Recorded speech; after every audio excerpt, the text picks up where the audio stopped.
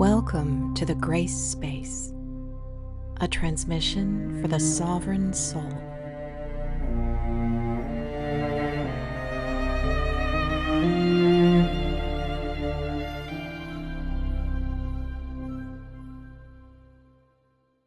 Because there is a simple truth that we can't get around anymore. The corrupted external systems can't fall if we're still hosting their invisible architecture internally within us.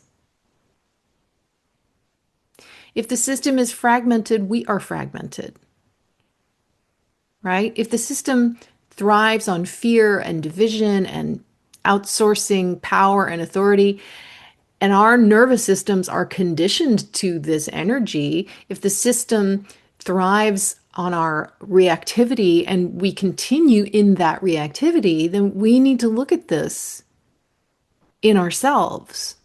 Hey everyone, real quick before we begin, if this content matters to you, you're warmly invited to subscribe to this channel, to like this video, to leave a comment, or all three. I read all the comments, and your engagement is really important because when you engage, it tells YouTube to push this content out to more people who would find value in it. Now that I understand this, I engage a lot more with the channels that are important to me because I know it really matters. Thanks for listening. Here we go. So the last time we were together here on our own, we talked about divide and conquer, right?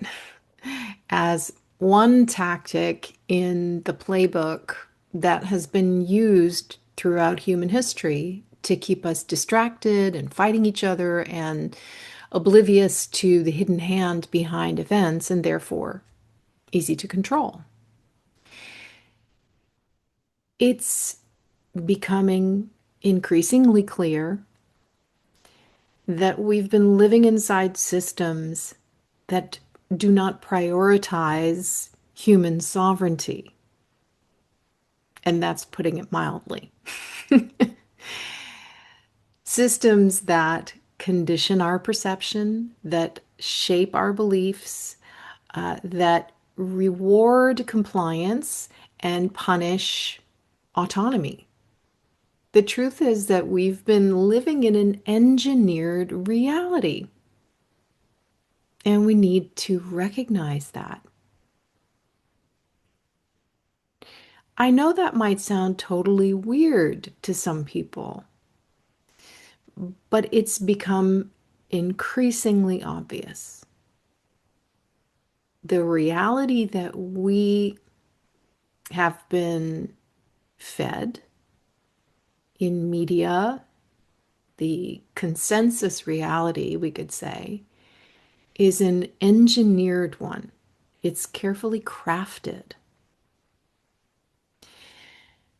As a collective, I think it's essential that we acknowledge how we have been systematically steered and handled and maneuvered by a group of beings who perceive us as inferior. Their motivation has been to extract our energy, our creativity, our money, and ultimately our life force. And throughout history, this power has orchestrated our path, shepherding us toward a deliberately or through a deliberately engineered society built on exploitation and mind control and domination. And I think we need to be honest about that. We need to name it. This engineered reality has not come about by accident.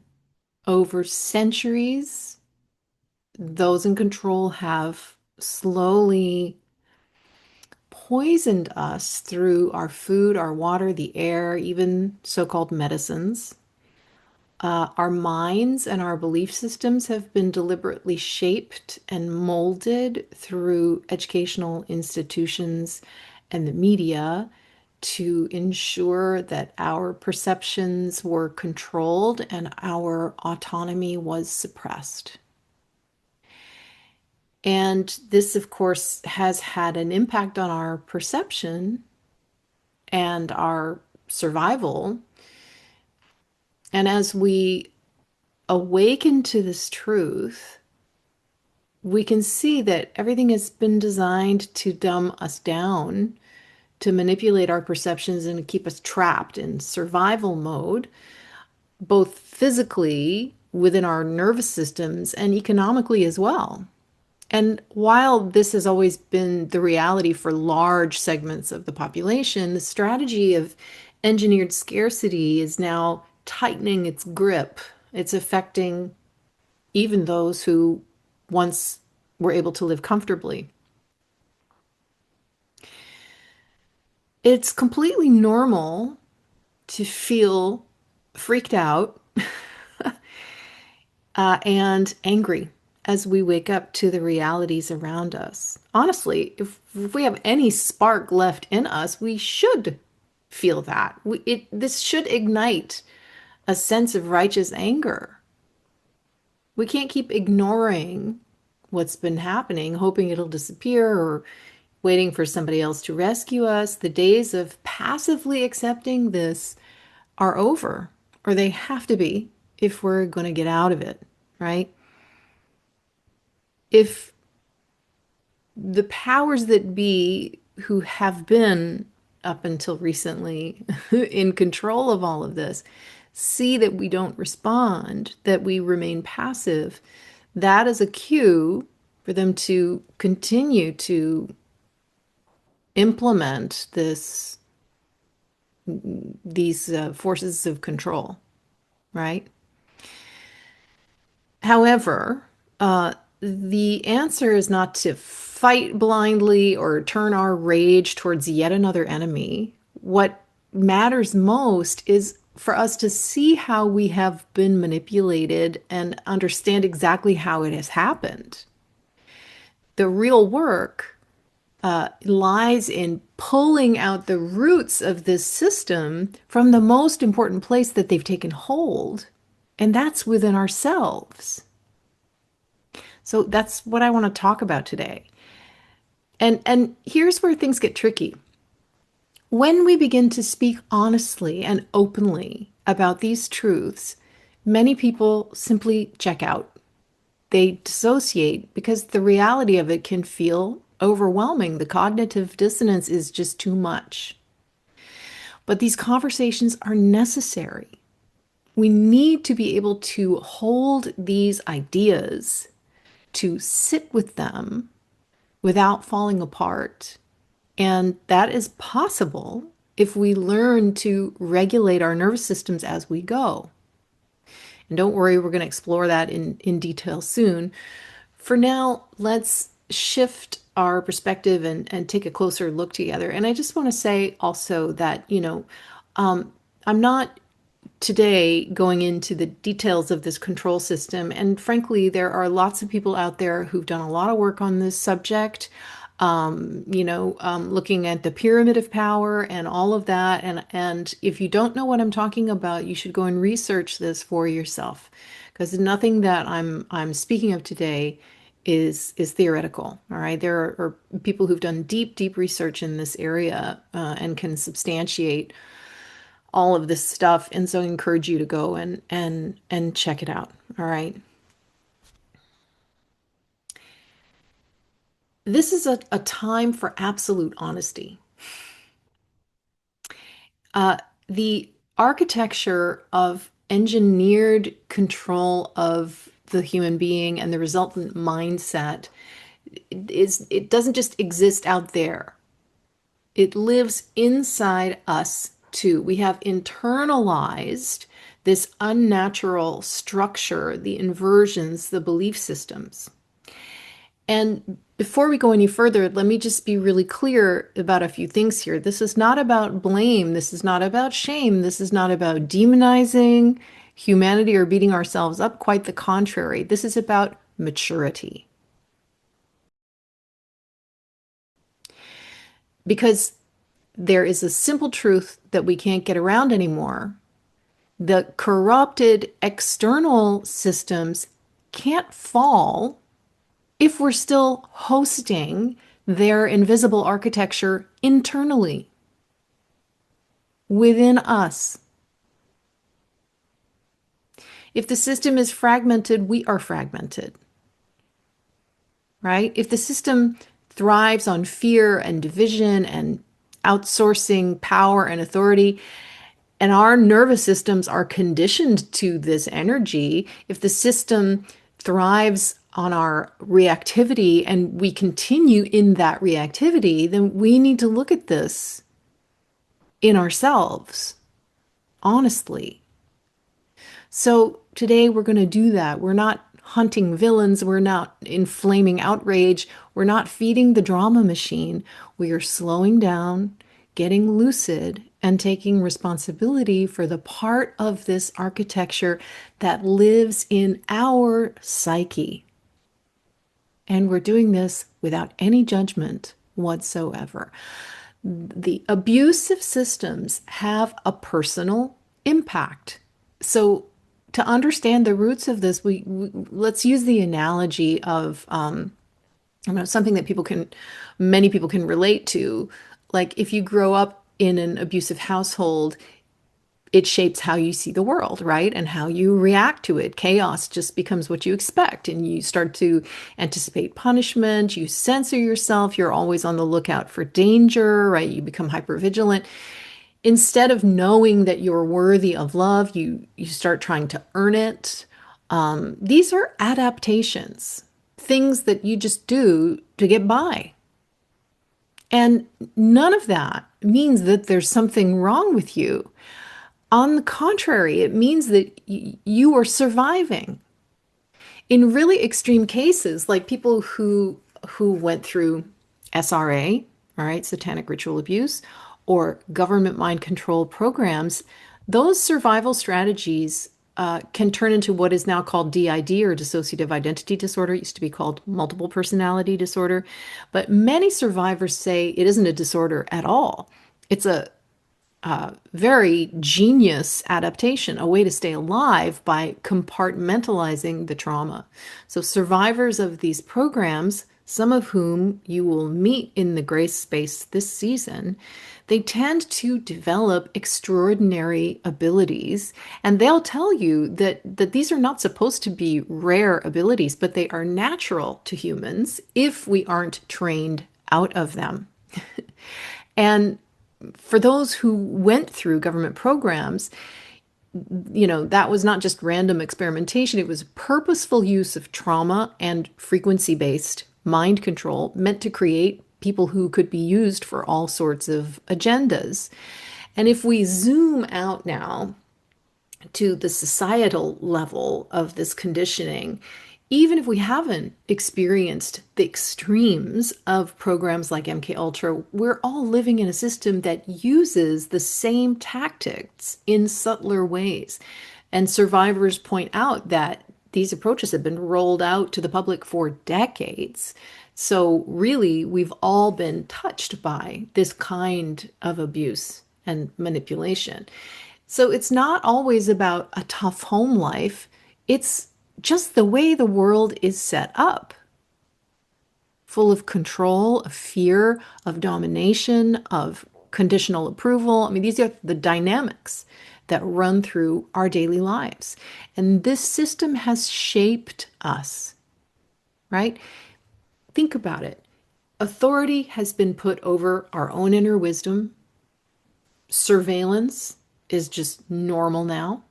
We all joke about how they're listening to us through our phones, right? How that's been normalized. Scarcity is engineered. Approval or advancement is conditioned on compliance with the system. The media is constantly inflaming our emotions, and helplessness is learned young, right? The most important thing We were kids in all of this. We were children within this system. Of course, we adapted. That's what children do. Of course, we learned to fit in. Of course, parts of us started mirroring the system just to stay alive, right? Just to survive, just to stay anchored. You have no choice. You do what's necessary. This is not a fault or a failing. So I think that this can help us remove any shame and see a bigger picture here, right? Because this is not weakness that we're talking about. It's biology. And naming what happened to all of us helps to lift the shame and knowing that we're all in this together too. And shame is one of the main ways that control is kept. It's also important to know that those in charge have always known how we work. And they've used that knowledge to keep us from knowing ourselves and our capacities, our miraculous capacities. So, how did we, beyond the need to survive, how did we really internalize these patterns? How can we recognize the internalization of these patterns? And what I'm about to name here are not character flaws, they are adaptations to a distorted environment. So I've grouped them into 4 categories of adaptation so we can, I don't know, look at it in a more organized way. Let's start with cognitive adaptation. Cognitive adaptation takes the form of black and white thinking, right? Over reliance on logic as opposed to intuition, right? That's a brain imbalance. Intellectualizing our feelings, right? Binary perception. Then we have relational adaptation.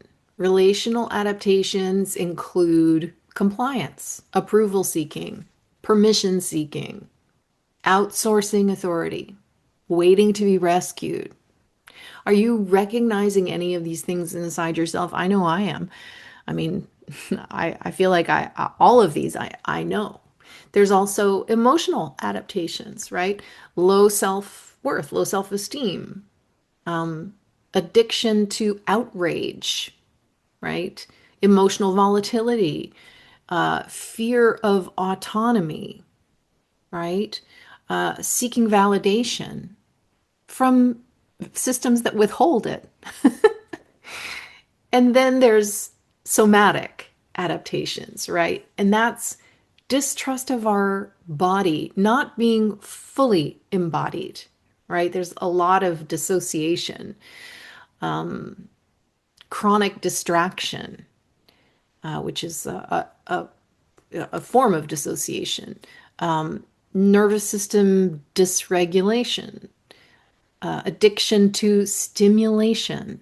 These are all somatic adaptations to trauma because we don't want to fully land in our body because it's traumatic or painful to do that.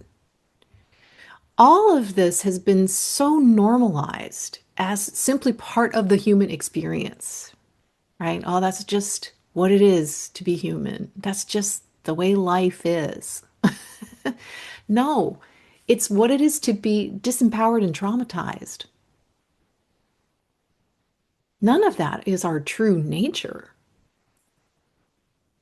None of that is who we are. It's how we've had to adapt inside of systems that were imposed over our true nature for thousands of years.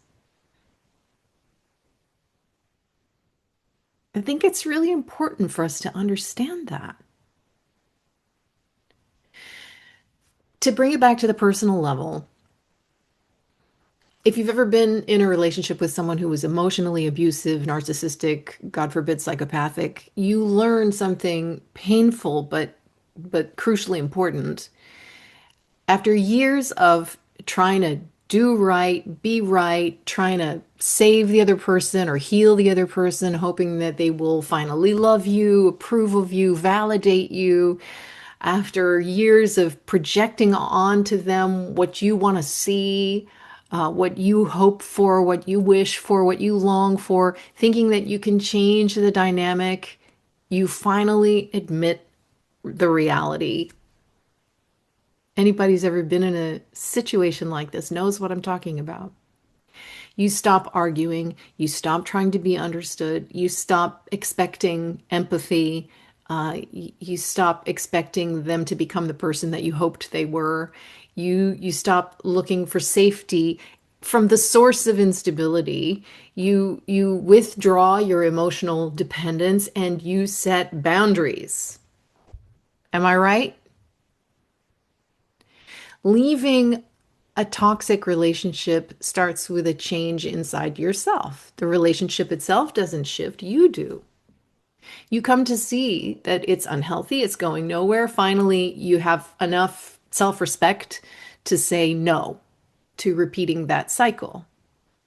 So, healing means acknowledging just how much you got used to the dysfunction and taking responsibility for the ways that your own inner world may have kept it going.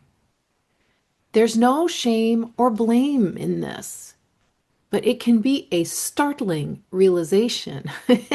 It's just an honest recognition of, wow, okay, that only went on for as long as it did because I somewhere allowed it to.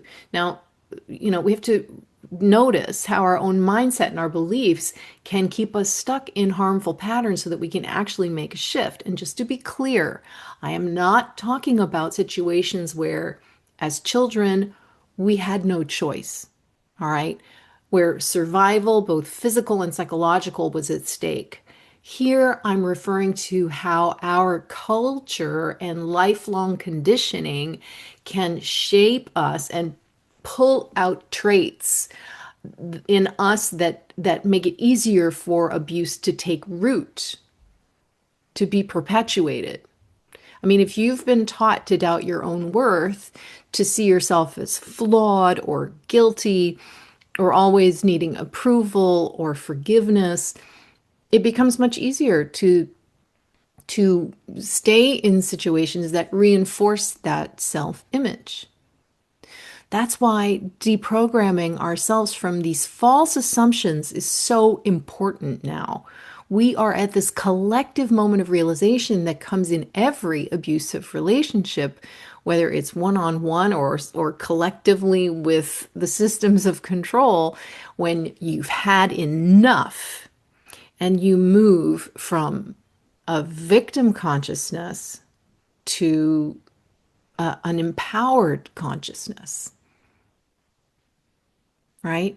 You become a survivor. You stop outsourcing your authority. You stop waiting to be saved. You stop replaying the cycles. You stop identifying with victimhood. You stop feeding the loops that you have been in. And maybe most importantly, you stop seeking love from what cannot love. You stop imposing your expectation of behavior and compassion and empathy onto that which does not possess those qualities. And that line in the sand matters. Because a lot of our exhaustion comes from trying to extract humanity from people and systems that are structurally inhumane. It ain't gonna work. You got to know what you're dealing with.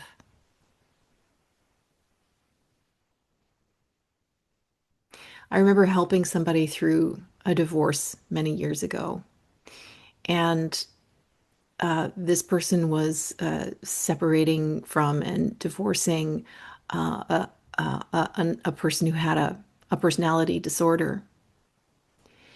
And my friend was continually imposing his view of life and his view of relationships and his view of behavior and what normal behavior was onto a person who was not normal to his own detriment. You have to know what you're dealing with. You have to know who you're dealing with. This is really, really important for us now. I mean, this is when we have a chance to remember who we are. When we stop outsourcing love and power and accept that that which we were searching for was always already within us in infinite supply, that we are and always have been generators, not consumers. That's part of the inversion programming. We are now remembering the organic human that we always have been. This is, what the small group of controllers that we share the planet with have been trying to suppress in us these many thousands of years. It's what makes us so valuable. And I'm not talking about some idealized fantasy version of humanity, but something much simpler, much more grounded. The organic human, the organic human, the original human has a regulated nervous system, a capacity for empathy, for brilliance, for genius, a capacity for reflection, incredible creativity, cooperation, self-responsibility, relational intelligence, reverence for life. That's who we are. None of it has to be installed. It's just baked into us. These are our organic song lines. And they reemerge naturally when the fragmentation heals. Can you imagine the energy and effort it has taken to suppress that in us? How much has been geared towards that? Coherence is natural to us, and division has been imposed. Fragmentation, compartmentalization, they have been imposed on us to make us forget ourselves. What a campaign. And it still didn't work. We're waking up from it now. So we can practice this, right? We can practice undoing the internalization of these distortions. All right. So let's just have a practical integration right now. When you feel reactive, all right, let's say you hear something that is upsetting or confrontive. You see something that is upsetting or confrontive, and you want to react. All right. When you feel reactive, pause and ask yourself, okay, is this reaction mine or is it conditioned? Am I in outrage or fear or panic or overwhelm? Or am I in clarity? Usually it's pretty obvious. Am I looking for someone to blame? Am I outsourcing my power right now? Am I perceiving an enemy? Is my nervous system regulated? Am I operating from fear or from coherence? Okay. Usually this is pretty obvious. Then make it somatic, right? So first we have to ask ourselves the question, hold on, whoa, what's happening? How am I right now? Okay. And then we make it somatic. Lengthen the exhale, drop the shoulders, find your feet, and let the charge, whatever it is, drain out through your feet. Okay? So this is how we process something in the moment that is happening. Hands on the heart, slow the breath. quietly remind yourself, whatever the circumstances are, I am a creator being. I am the creator. That's not a slogan. It's not, you know, a mental affirmation. It is a somatic anchor. It's you reminding yourself of the truth and you let it land in your body.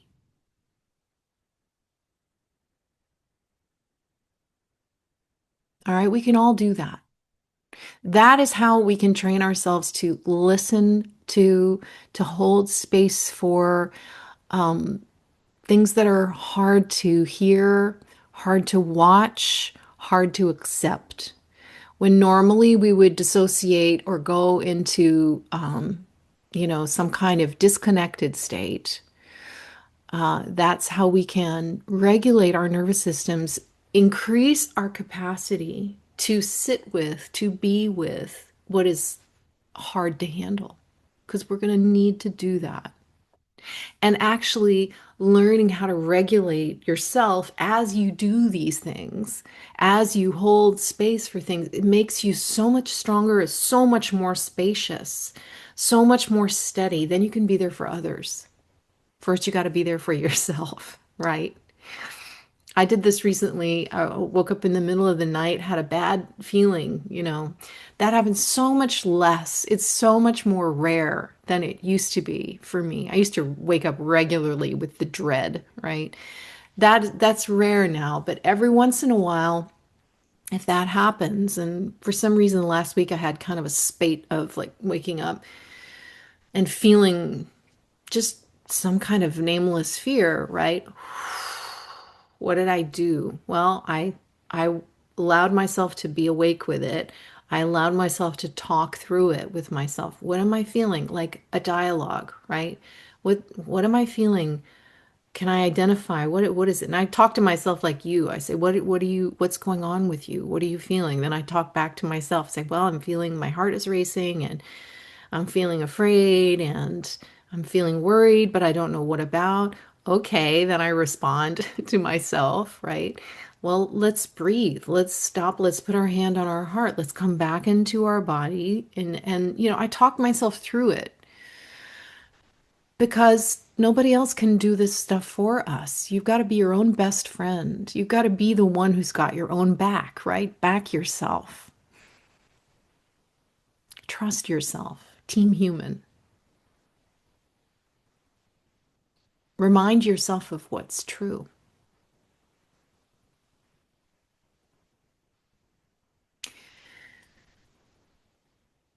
This is not a war against darkness. This is coherence, dissolving distortion. The more coherent we become, the more we have the capacity, the ability to dissolve whatever distortion comes in or is around us, right?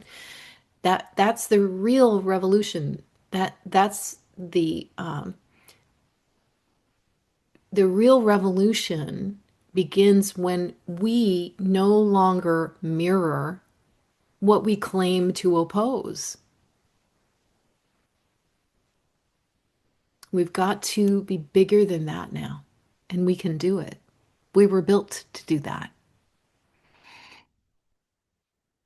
Right? Gandhi said it, be the change that you want to see in the world. Be whole and sovereign within yourself first. That changes everything outside of you. Okay. Well, I hope this has been helpful. I'll see you next time. Meanwhile, you know what to do. Walk in grace. You've been listening to The Grace Space. To amplify this field, you're welcome to like, subscribe, or share. Thank you.